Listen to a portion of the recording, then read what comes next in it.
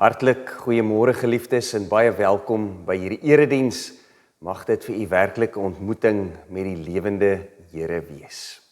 Ek begin hierdie erediens deur te lees uit Matteus 9 vers 9 en ek wil hê die woorde waarop u moet let is die woorde van Jesus. Toe Jesus van daar af verder gaan, sien hy 'n man met die naam Matteus by die tolhuis sit en sê vir hom: "Volg my." En hy, dus Matteus, het opgestaan en vir Jesus gevolg. Hoor vandag ook Jesus se woorde aan jou en my, as hy ons uitnooi om hom te volg. Hierdie Here is ook die Here wat ons groet en wat vir jou sê genade, barmhartigheid en vrede vir jou. Amen. Kom ons bid saam. Here, wil u vandag u woord aan ons harte seën.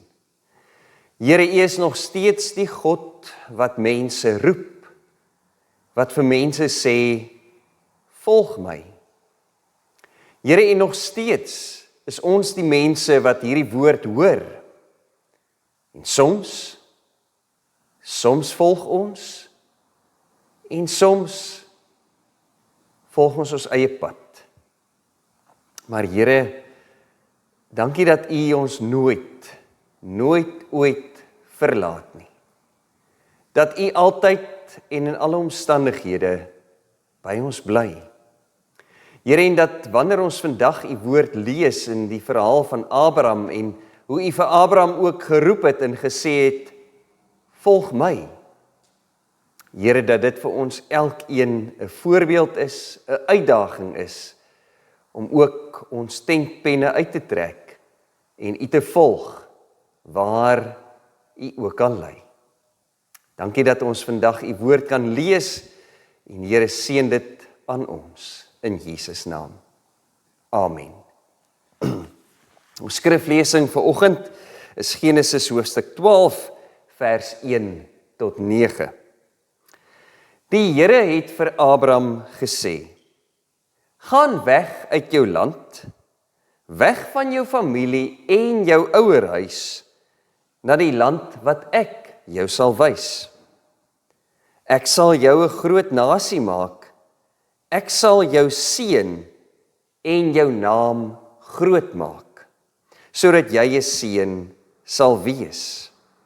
Ek sal hulle seën wat jou seën, maar wie jou verwens, sal ek vervloek.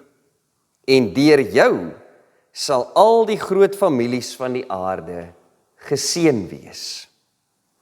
Abraham het gegaan, soos die Here vir hom gesê het. En Lot het saam met hom gegaan. Abraham was 75 jaar oud met sy vertrek uit Haran.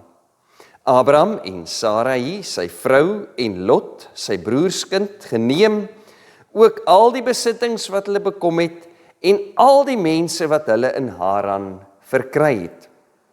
Hulle het vertrek om na die land Kanaan te gaan, en het in die land Kanaan aangekom. Abraham het deur die land getrek tot by die plek Sichem, tot by die akkerboom van More. Die Kanaaniete was toe in die land. Die Here verskyn toe aan Abraham en sê: "Aan jou nageslag gee ek hierdie land." Hy het toe daar 'n altaar gebou vir die Here wat aan hom verskyn het. Hy het daarvandaan verder getrek na die heuwelland oos van Betel en sy tente opgeslaan tussen Betel aan die weste kant en Ai aan die ooste kant. Daar het hy vir die Here 'n altaar gebou en die naam van die Here aangeroep. Toe het Abraham algaande verder getrek in die rigting van die Negev. Tot sover uit die woord van die Here. Geliefdes, hierdie verhaal is reeds baie vroeg in die Bybel opgeteken. Maar dan is dit baie interessant dat hierdie verhaal in Genesis 12 en eintlik die hele Abraham geskiedenis 'n groot rol in die Nuwe Testament speel. Matteus, die skrywer van die eerste evangelie, gebruik hierdie verhaal om vir ons aan te dui dat Jesus uit die geslagslyn van Abraham gebore is. Ons lees dit in Matteus 1 in die geslagsregister van Jesus. Dan natuurlik maak Paulus geweldig baie gebruik van die Abraham verhaal. In Galasiërs 3 sal hy sê dat ons almal Abraham se nakomelinge is en God se seën word gekoppel aan die uitstorting van die Heilige Gees. Dan in Galasiërs 4 skrywe Paulus dat Isak deur die Gees verwek is. Dit lyk dus asof ons baie kan leer by Abraham. Abraham wat ook bekend staan as die vader van die gelowiges. En dit word ons in Hebreërs vertel, waar baie breedvoerig oor Abraham se geloofslewe getuig word. So word Abraham eintlik 'n voorbeeld vir ons. So kan ons baie leer uit Abraham se verhaal oor 'n lewe van geloof, oor die aflê van jou lewe en vertroue op God alleen, om as ware jou tentpenne uit te trek en vir Jesus te volg, waar hy ook al lei. Ja, en soos Abraham, maak ons almal ook mos maar soms foute. En as ons lewe uit die Here se hande probeer uithaal, as ons eie ding probeer doen, maar gelukkig ook soos met Abraham, sien ons dat die Here vergewe, dat die Here oorbegin, dat die Here genade gee. Nou geliefdes, hierdie Sondag is ook reg aan die begin van Koninkrykstyd. Dis nogal belangrik om dit te besef dat ons vir die res van die kerkjaar eintlik meer gaan nadink oor wat beteken dit nou om as God se verlostes te lewe. Om elke dag ons geloof in hierdie Here wat ons gered het, uit te leef. Koninkrykstyd is na al die feeste wat ons gevier het van Advent af, die geboorte van Jesus, Paastyd, Hemelvaart en Pinkster, die uitstorting van die Heilige Gees. Nou geliefdes, hierdie feeste, hierdie vieringe in die kerk, herinner ons altyd aan dit wat God vir ons gedoen het. Dis die evangelie, dat Jesus gekom het en sy lewe vir ons gegee het. Nou dit alles bring ons natuurlik in beweging. Dit alles dring ons natuurlik om te sê, as dit is wat God vir ons gedoen het, wat doen ons vir die Here? Hoe leef ek my lewe nou oorgegee aan die Here? Dit bring ons in beweging. As dit ons nie in beweging bring nie, dan was al hierdie feesvieringe blote lippediens gewees, waar ons al die regte geluide maak, maar nie regte glo dat Jesus dit alles vir ons gedoen het nie. Maar Abraham kon nie net lippediens aan die Here bewys nie. As God hom roep, as God vir hom sê, Abraham, jy moet trek, dan trek hy. Abraham bewys nie lippediens nie, hy trek sy tentpenne uit en hy gaan op reis saam met God. Hy moet sy lewe toevertrou aan God. En al wat hy het om aan vas te hou, is die belofte van God. Nou geliefdes, ons weet ook, dat daar eintlik nie veel van hierdie belofte gekom het, toe Abraham te sterwe kom nie. Die enigste stukkie grond in die land Kanaan wat hy het, is waar sy graf is. So groot, soos 'n graf. Hy het net een seun. Van die belofte van 'n groot nasie, het daar eintlik nog niks gekom nie. Maar geliefdes, dit het hom nooit weerhou daarvan om te beweeg nie, om saam met God te beweeg nie. En daarom wil ek jou vandag uitdaag, om saam met my na te dink oor hoe jy saam met God beweeg. Het jy in beweging gekom? Beweeg jy saam met God? Bring God se liefde en genade in jou lewe, jou in beweging. So verbeel jou gou vir 'n oomblik, jy word gevra om jou wortels uit te trek en jouself te verplant na 'n plek wat jy glad nie ken.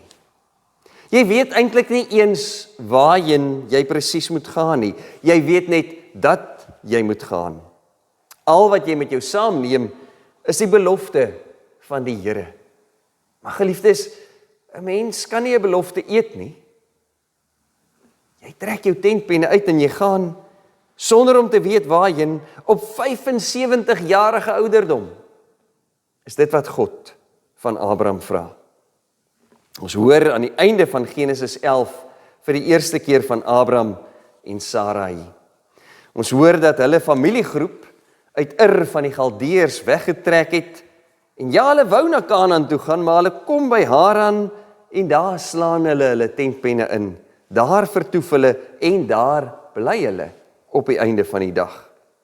En is daar waar God vir Abraham kom roep. Maar die laaste baie belangrike stukkie inligting in Genesis 11 is dat Sara onvrugbaar was. Sy kon nie kinders hê nie. Nou hier in Haran, hier hoor Abraham die stem van die Here. Daar word nie vir ons vertel hoe God met Abraham gepraat het nie, maar dat God met Abraham gepraat het. Ons weet nie hoe Abraham vir God geëien het nie, geweet het dat dit God is wat met hom praat nie. In 'n wêreld waar baie afgode aanbid is, hoor Abraham egter die lewende God se stem.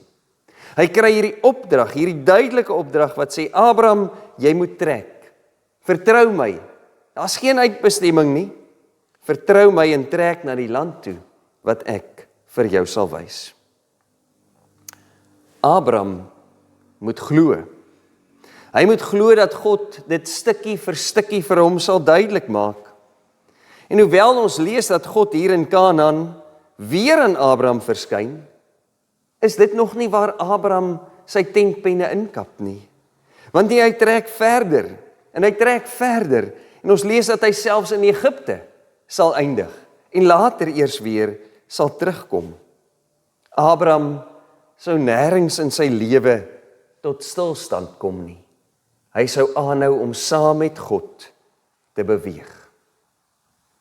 Ja, ons kan sê gelukkig het hy die belofte van 'n land, die belofte van 'n nageslag, die belofte van God se seën.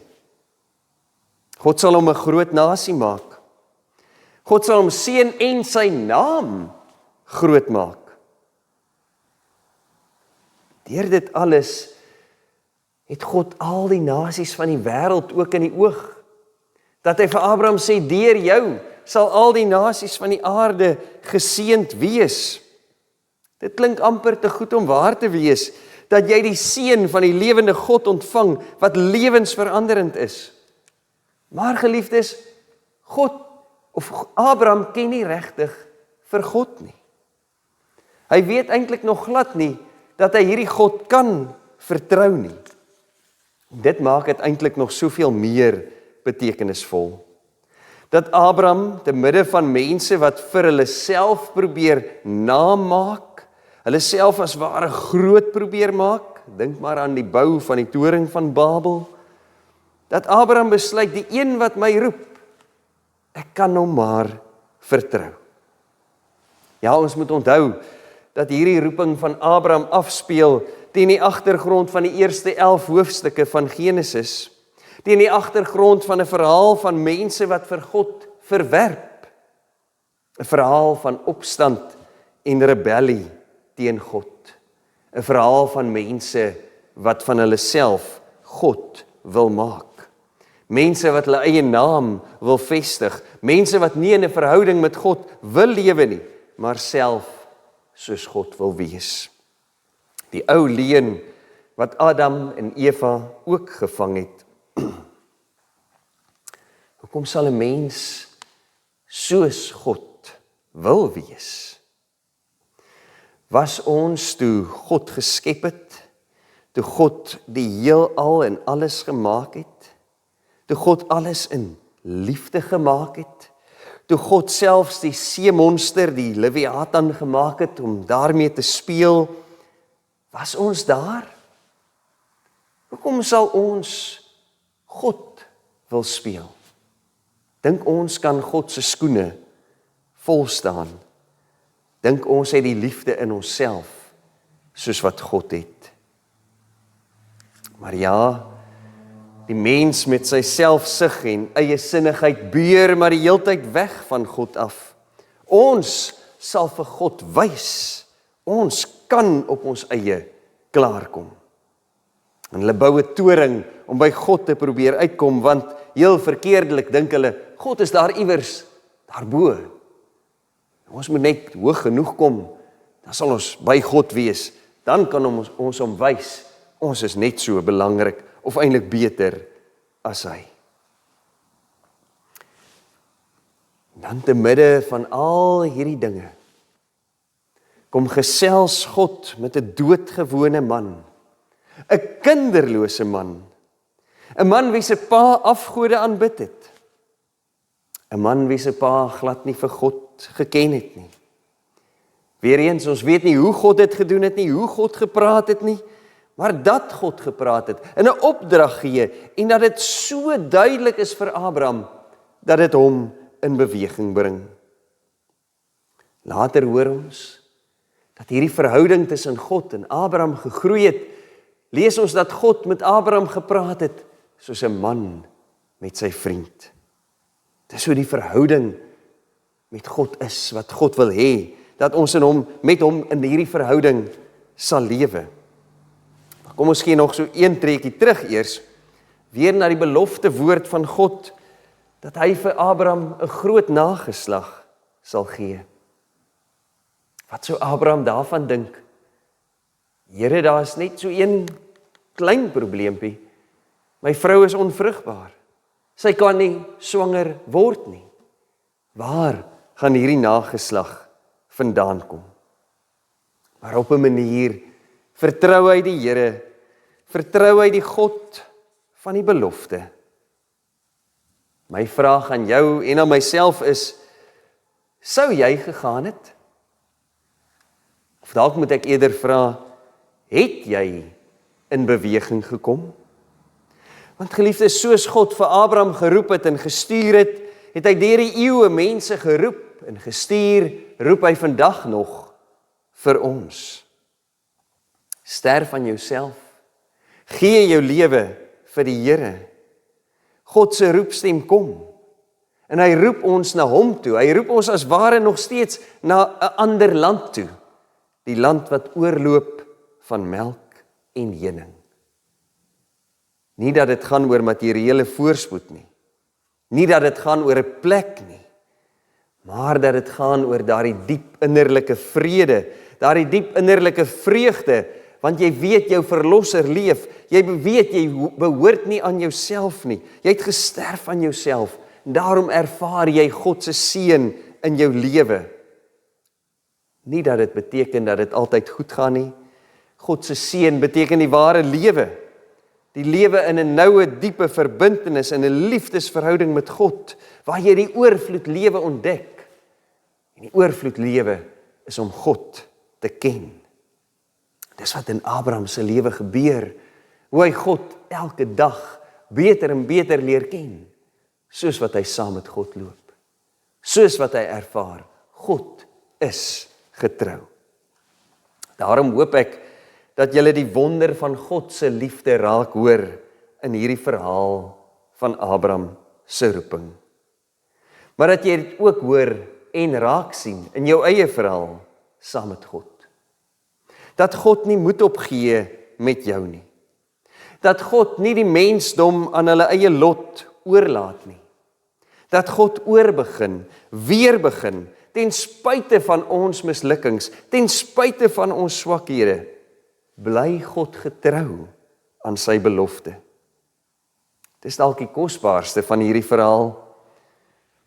God stoot nie vir Abraham een kant toe weg, as Abraham misluk nie. Nee, hy verdiep telkens die verhouding, tree telkens terug na Abraham toe, nader na Abraham toe, en verdiep die verhouding. Want Abraham hou aan om te glo. Dis die wonder van hierdie verhaal, dis eintlik maar die wonder van ons lewens ook. dat ons dit reg kry om aan te hou glo. Ja, en ek dink is nie so maklik soos wat dit klink nie. Die Bybelskrywers sal telkens, eintlik dink ek baie detail uitlos, soos ook in die roeping van Matteus. Volg my, Matteus. En hy staan op, en hy los alles, en hy volg vir Jesus. Abraham, volg my. Trek jou tentpenne uit en vat jou vrou en bring haar saam en kom. Kom agter my aan, na 'n land wat ek vir jou sal wys. En Abraham het gegaan.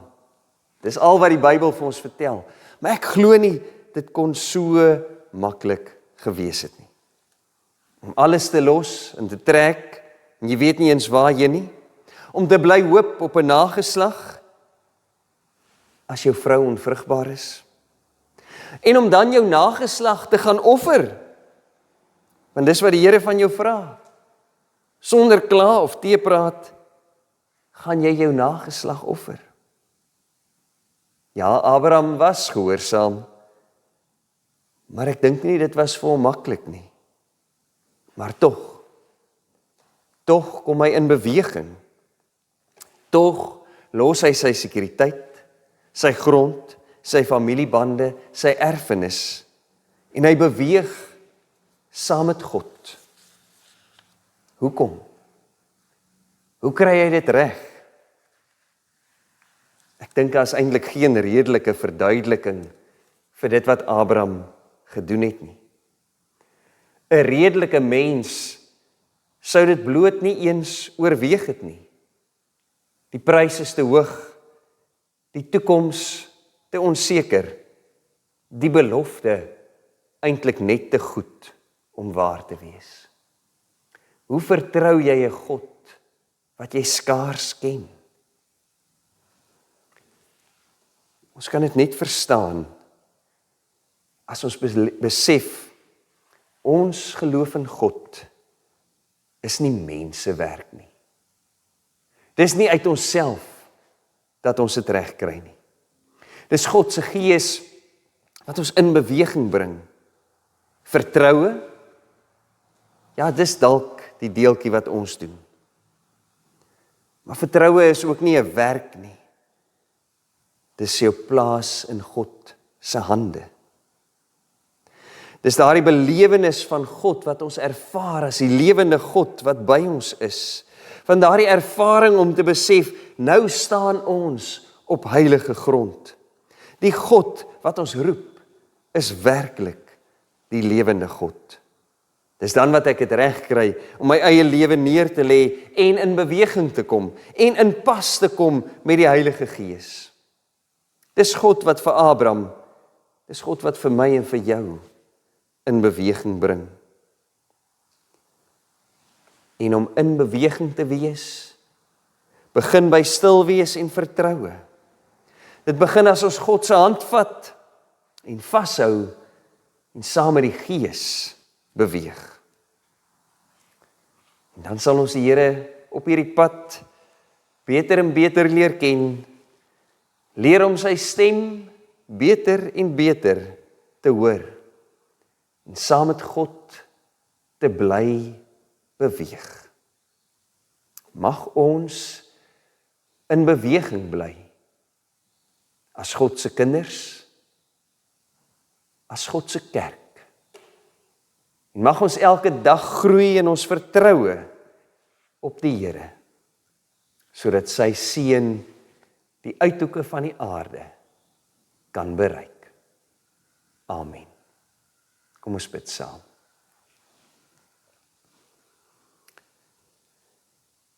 Here, bring ons opnuut in beweging. Want Here, al beweeg ons en kry ons dit reg om te beweeg, stotter ons maar nog soms tot stilstand. Boer ons soms selfs agteruit. Want Here, om so resloos oor te gee en te vertrou, is nooit maklik nie. Daarom bely ons vanoggend, Here, sonder U Gees kan ons nie.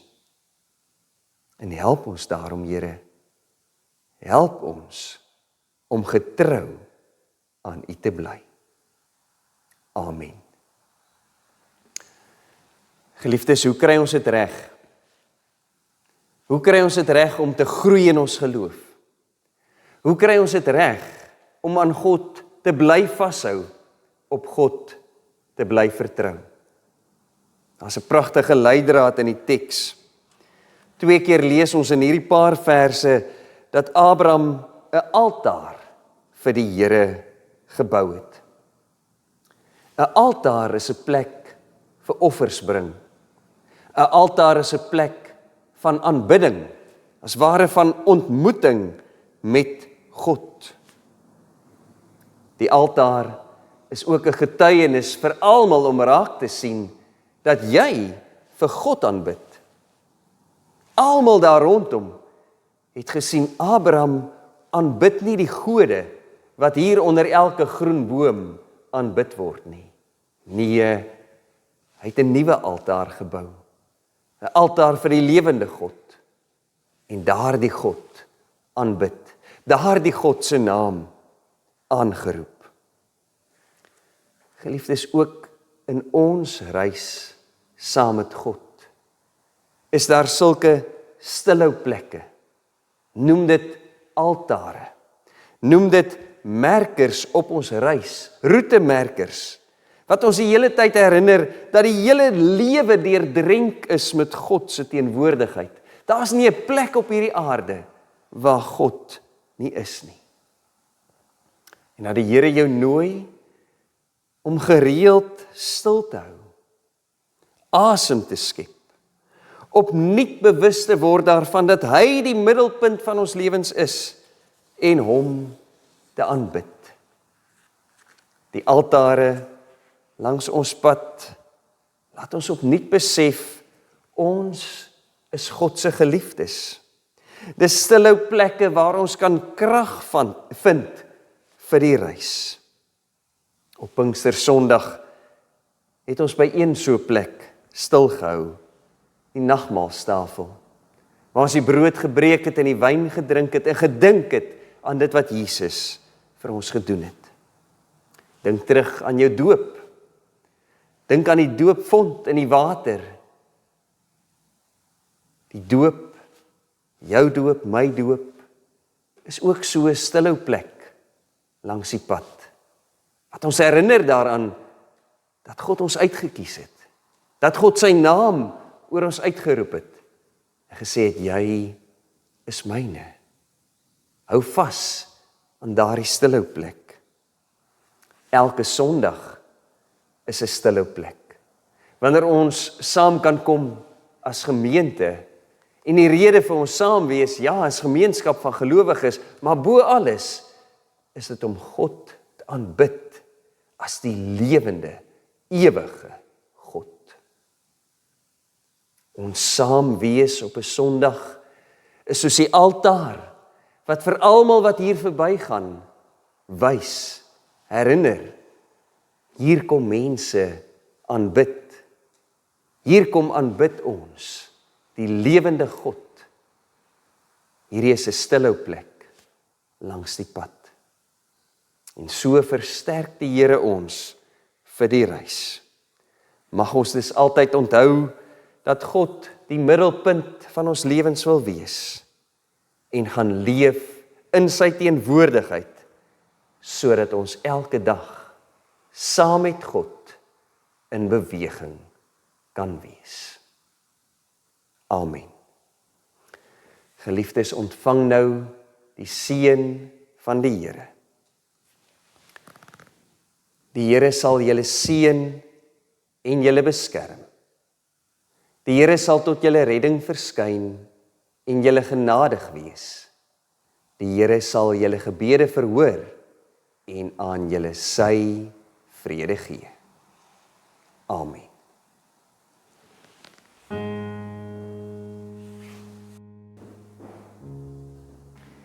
Afkondigings, NG Kerk Groot Brakrivier, 7 tot 14 Junie 2026.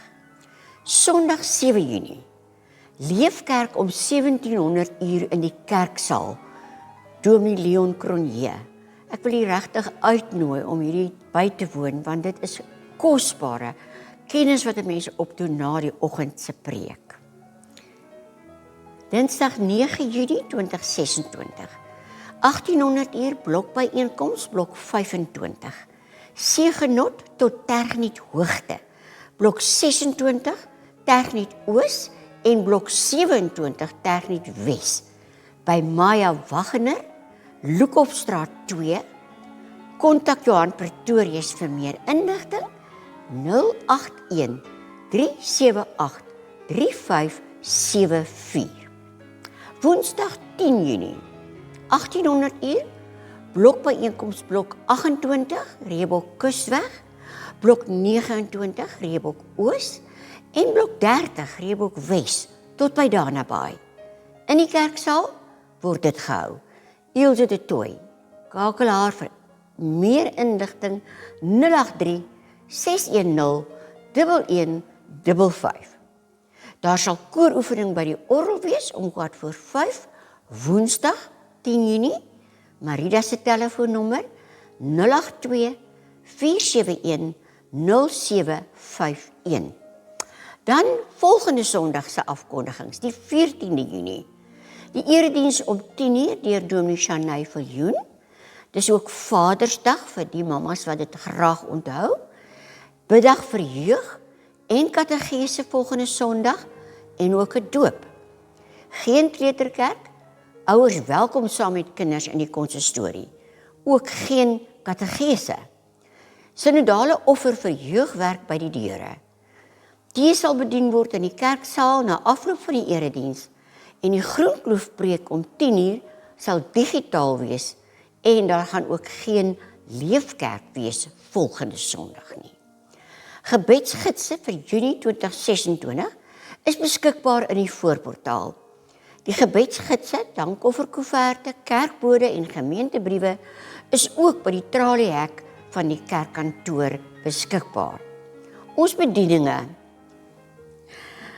ondersteuningsbediening, want ek het die ellendige gered wat om hulp geroep het, en die wees en hom wat geen helper het nie. Die seun van hom wat klaar was om onder te gaan, het op my gekom, en die hart van die weduwee het ek laat jubel. Job 29 vers 12 tot 13. Die ondersteuningsbediening voorsien hulp in die vorm van rygeleenthede, na doktersafsprake, hulp met inkopies en ondersteuning aan eensames, want dit is God se hart vir die wees en die weerlose. En as gemeente is dit ook ons hart vir ons medemens en vir die gemeenskap. Omgeebediening, busfonds, fondse raak uitgeput en busvervoer steeds nodig. Klein materiële bydrae help 'n leerling. Sagte speelgoed benodig. Ons soek asseblief sagte speelgoed, goeie toestand, vir kinders wat deur trauma gaan by 'n ongeluk of enige ander geval. Die omgeebediening ondersteun die GPF, wie die kapelane ondersteun. Gee asseblief by die kerkkantoor af, so help ons ander. Enige persoon wat graag by die omgeebediening betrokke wil raak, of iemand met nood wil deurgee, skakel asseblief vir Corrie Pieters by 082 327 9327. Dis ons omgeebediening. Die kerk se kombuis het 'n deurlopende behoefte vir leë roomhuisbakke wat vir sop of oortollige kos gebruik word. Ons benodig asseblief ook inkopiesakke vir kospakkies wat deur die omgeebediening uitgedeel word. Indien u het om te skenk, kan u dit asseblief gedurende kantoorure by die kerk kom afgee? Baie dankie vir u ondersteuning. Die getuienisbediening. 'n Seisoen van konflik, 'n seisoen van geleenthede. Baie dankie aan elke persoon wat deelgeneem het aan die ontbyt 30 Mei, 'n bydrae gelewer het, gehelp het om die saal vol te maak en vir die wat die ontbyt gemaak het. Dit was 'n baie kosbare oggend. Eiendomsbediening. Baie dankie vir die geduld met die stukkende plafon. Ons hoop om die herstelwerk binnekort af te handel. Neem kennis. Nuwe lidmate en lidmaatbesoeke. In die voorportaal is nuwe lidmaatvorms beskikbaar wat u kan voltooi sodat ons u vinnig kan leer ken. Ons leraars besoek nuwe intrekkers. Indien u nog nie 'n besoek ontvang het nie, kontak of kom loer gerus in by die kerkkantore om 'n afspraak te maak. Bestaande lidmate wat 'n besoek verlang, kan ook gerus die kerkkantoor kontak of kom inloer om 'n afspraak te maak. Maandag, Woensdag en Vrydag tussen 8:30 en 12:30 is die kantoor oop. Ons wil graag die broadcasting in WhatsApp gebruik om alle gemeente en erediensinligting aan u te kommunikeer. Die gewone blokinligting sal nog steeds deur die ou groepe kommunikeer. Om broadcast boodskappe te ontvang, stoor asseblief die kerkfoonnommer op u foon. Stuur dan 'n boodskap na die kerkfoon om aan te dui dat u by die broadcastgroep wil aansluit. Ons wil niemand verloor nie, so hierdie is baie belangrik. Vir enige navraag, kontak vir Dominee Shanay Viljoen, Dominee Leon Cronje of vir Hendrik Zaiman wat die kerkfoon 73-319-9807 hanteer vir hierdie kommunikasiebediening. Die Here is my lig en my redding, vir wie sal ek vrees? Die Here is die toevlug van my lewe, vir wie sal ek bang wees? Die 6de Junie is Russiese taaldag, FEBA radio, saai al sedert die laat 1940 Russiese programme uit en het luisteraars in die eertydse Sowjetunie bereik, waar Christendom verbode was. Vandag skakel selfs Russies sprekende luisteraars van Europa en die Midde-Ooste in op FEBA se uitsendings. Die FEBA Rusland span word voortdurend dopgehou en ontvang dreigemente en boetes as gevolg van hulle werk, maar hulle bly vasbeslote om die evangelie met hulle mense te deel. Ons gebed vir FEBA vir die week. Bid vir God se beskerming en leiding vir FEBA, Rusland en vir oop harte onder alle luisteraars. Die webwerf. Nuut op 7 Junie.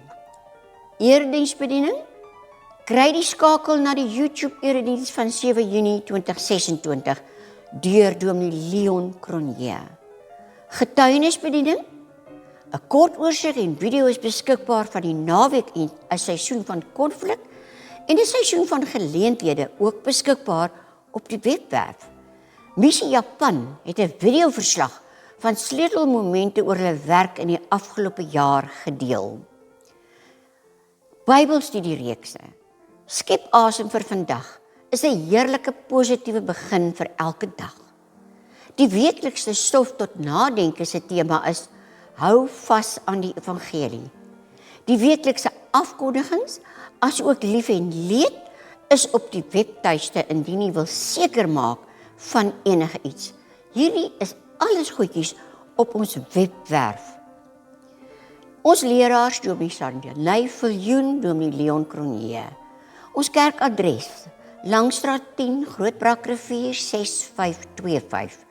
Ons telefoon by die kerkkantoor 044 620 2205.